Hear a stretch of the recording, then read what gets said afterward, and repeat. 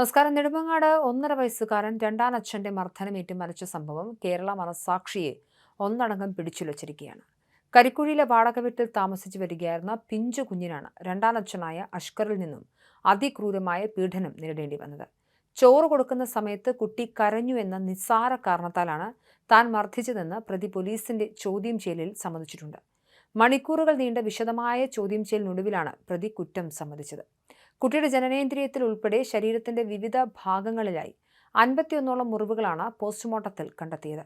ഇത് കുഞ്ഞ് അനുഭവിച്ച കൊടും പീഡനത്തിന്റെ ആഴം വ്യക്തമാക്കുന്നു. കുട്ടി മരണപ്പെട്ട ദിവസം തല ഭിത്തിയിലിടിപ്പിച്ചതായും പ്രതി പോലീസിനോട് സമ്മതിച്ചിട്ടുണ്ട്. കുഞ്ഞിനെ ക്രൂരമായി മർദ്ദിച്ചിരുന്നത് അമ്മ അഖിലയുടെ സാന്നിധ്യത്തിലായിരുന്നുവെന്നാണ് പോലീസ് നൽകുന്ന സൂചന. വടികൊണ്ടും കൈകൊണ്ടും അഷ്കർ കുഞ്ഞിനെ അടിക്കാറുണ്ടായിരുന്നുവെന്ന് അമ്മ പോലീസിന് മൊഴി നൽകിയിട്ടുണ്ട്.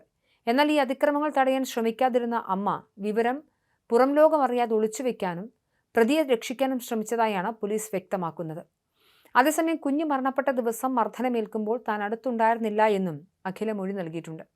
2 മാസം മുൻപാണ് അഖിലയും അഷ്കറും കുഞ്ഞുമായി ഈ വാടക വീട്ടിൽ താമസം ആരംഭിച്ചത്. അന്നു മുതൽ കുഞ്ഞിന് നേരെ നിരന്തരമായ അതിക്രമങ്ങൾ നടന്നിരുന്നു. ഭയവും വേദനയും കാരണം മറ്റുള്ളവരോട് സംസാരിക്കാനോ മുഖത്ത് നോക്കാനോ പോലും സാധിക്കാത്ത അവസ്ഥയിലായിരുന്നു ആ പിഞ്ചു കുഞ്ഞ്.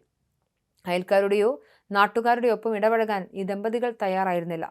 പ്രതിയെ തെളിവെടുപ്പിനായി സംഭവസ്ഥലത്ത് എത്തിച്ചപ്പോൾ വലിയ രീതിയിലുള്ള ജനരോഷമാണ് ഉണ്ടായത്.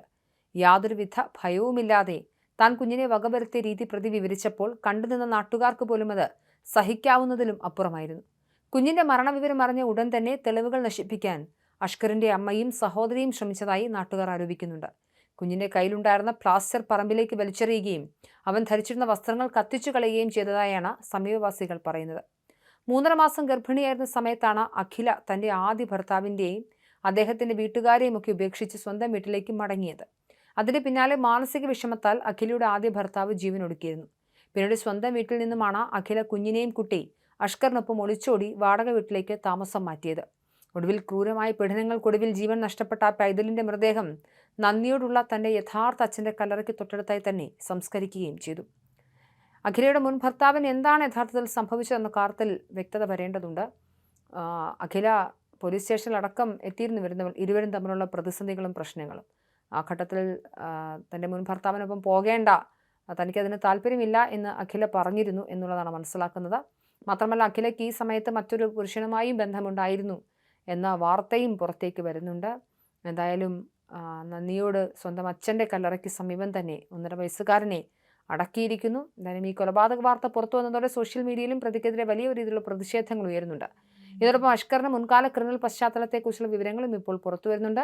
തന്റെ ആദ്യ ഭാര്യയായ ആമിനിയോടും ഇയാൾ സമാനമായ രീതിയിൽ കൊടും ക്രൂരതകൾ കാട്ടിയിരുന്നതായി സോഷ്യൽ മീഡിയ പോസ്റ്റുകൾ വ്യക്തമാക്കുന്നുണ്ട്. 2.5 വർഷം മുൻപ് ഫേസ്ബുക്ക് വഴി പരിചയപ്പെട്ട് പ്രണയത്തിലായ ആമിനിയെ വീട്ടുകാരുടെ എതിർപ്പ് അവഗണിച്ചാണ് അഷ്കർ വിവാഹം കഴിച്ചത്.